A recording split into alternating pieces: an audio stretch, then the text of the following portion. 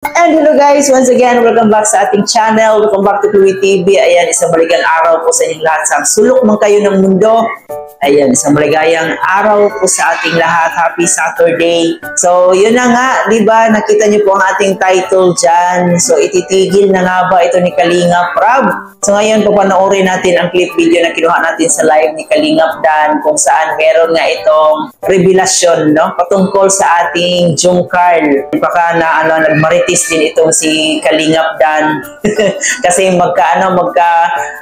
kasama naman ito si Jomar at saka si Kalingap Dan sa kanilang apartment. So siguro nagmarites muna siya ngayon. So ayan, panoorin mo natin itong video clip na to bago tayo magbigay ng ating reaction. Ang Jungkarl. Yun nga po mga Kalingap nagdadalawang isip si Kalingap Rab kung i-upload ba niya ang Jungkarl, ang part 50. Dahil nasaktan po si Kuya Jomar, nagkwento lang sa akin kanina, malungkot. Pero hindi ko po alam ang buong storya. Kaya abangan na lang po natin. Siya mo daw ba yan? Si Kuya Jomar po dito ay malungkot. Hindi ko nga makausap si Kuya Jomar dahil siya po ay na-broken yata si Kuya Jomar. Hindi ko lang po alam kung anong dahilan.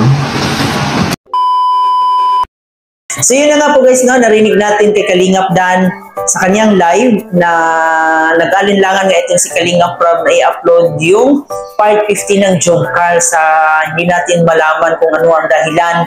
Andito nga sinabi rin ni Kalingap Dan na medyo malungkot nga itong si Kalingap Jomar sa mga nangyari, no? So baka meron talagang tampuhan ang naganap dito kay Carla at kay Jomar. So hindi natin talaga alam kung ano yung punot dulo kung bakit naging malungkot nga itong si Kalingap Jomar.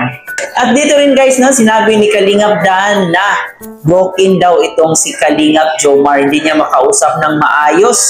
And siguro may matinding pinagdaanan din talaga si Kalingap Jomar kung bakit nangyari itong mga bagay na ito.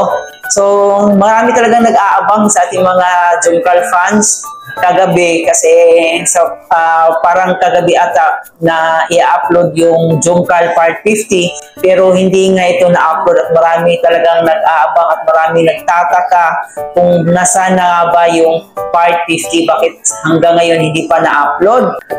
Para sa akin siguro may may kunting tampuhan lang siguro yung Jungkarl, si Carla at si Jomar. And sabi nga dito ni Kalingap Dan na hindi niya nakausap ng maayos kasi parang siguro may tampuhan na talaga si Carla at si Jomar. Sa mga sa mga nagpapakalat na mawawala na yung Jungkarl. So wag naman sana kasi talagang marami ang nag-aabang at maraming nagmamahal dito sa ating pinakapaboritong serye. So talagang marami ang nasasaktan. Para sa akin parang malabo ding mangyari yan kasi sinabi na mismo ni Kalingap Rab kung gaano niya ito minahal ang Jungkarl. And marami pang plano si Kalingap Rab dito kay Jomar at saka kay Carla. So ayan, wag po natin paniwalaan yung mga sabi-sabi dyan na mawawala at ihinto ng araw itong Jungkarl. Kung napanood niyo po yung live ni Kalingap Dan kagabi, talagang marami ang nang bash kay Carla, no? Nababash si Carla doon sa live ni Kalingap Dan at marami rin ang nagsasuggest doon na sana ay wag na lang itong makimarites si Kalingap Dan para hindi na mabash yung mga K-Angels natin. And yun nga po guys, no? Kung ano man yung dahilan kung bakit hindi pa na-upload yung part 50, siguro may valid reason siguro si Kalingap Rab, no? Baka busy lang talaga si Kalingap Rab. And para sa ating mga Jungkarl solid supporters dyan, abang-abang lang po tayo, no? Kasi ipapalabas rin naman yan. So sa ngayon guys, manalig lang po tayo na hindi pa talaga ititigil itong Jungkarl kasi marami talaga ang nagmamahal at marami talaga ang masasaktan dito. And napakalaking tulong din po ito sa YouTube channel ni Kalingap Rab at sa kanyang programa. Kasi itong Jungkarl talaga yung pinaka-highest views sa kanyang channel, no? So talagang mahihirapan din si Kalingap Rab na itigil itong Jungkarl.